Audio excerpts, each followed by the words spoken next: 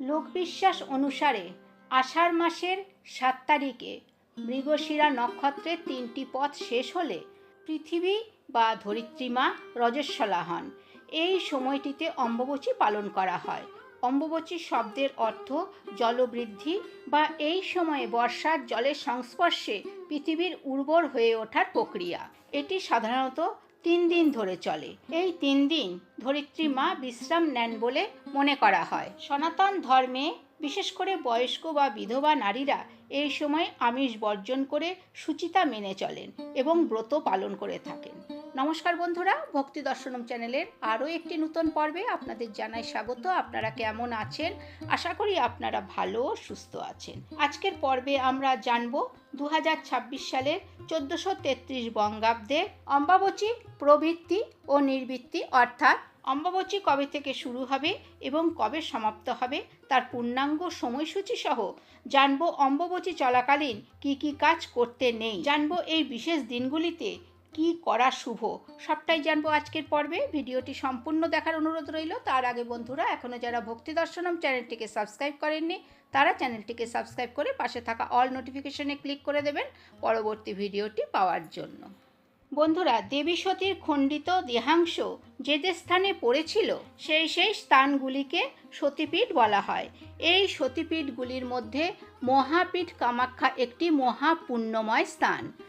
অসমের গৌহাটির নিকট নীলাচল পাহাড়ে শ্রী শ্রী কামাখ্যা মন্দির অবস্থিত। এই পীঠে দেবী সতীর যোনিদেশ পতিত হয়েছিল, তাই এই মহাপীঠ যোনিপীঠ নামেও প্রসিদ্ধ। অম্বাবচীর সময়ে দেশ বিদেশ থেকে লক্ষ লক্ষ ভক্তরা মায়ের মন্দির দর্শন করতে আসেন।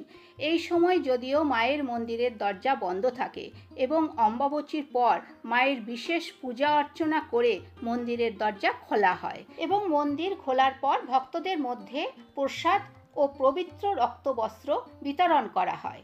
চলুন এবার জেনে নেওয়া যাক 2026 সালের 1433 বঙ্গাব্দে অম্বাবচী কবে থেকে শুরু হবে এবং কবে সমাপ্ত হবে।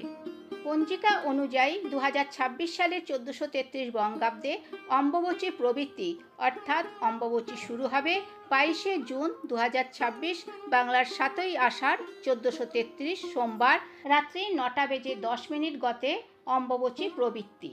শ্রী শ্রী দেবীর অম্বাবচী যাত্রা। অম্বাবচী মধ্যে সর্পভয় নিবারণের জন্য দুগ্ধপান আবশ্যক। পাঠ্যকর্ম, বীজ বপন, সাবকাশ শুভ কর্ম ও সপ্তাহব্যাপী বিশেষ যাত্রা প্রভৃতি নিষেধ। জ্যোতি, ব্রতী, বিধবা ও দ্বিজগণের পাকদ্রব্য ভক্ষণ নিষেধ।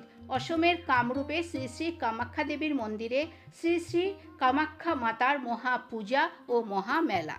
এবং অম্বাবচী নিবৃত্তি অর্থাৎ অম্বাবচী সমাপ্ত হবে 26শে জুন 2026, বাংলার 11ই আষাঢ় 1433 শুক্রবার সকাল 9:33 গতে অম্বাবচী নিবৃত্তি। অম্বাবচী পালন করলে আগুনে রান্না করা কোনো খাবার গ্রহণ করা যাবে না।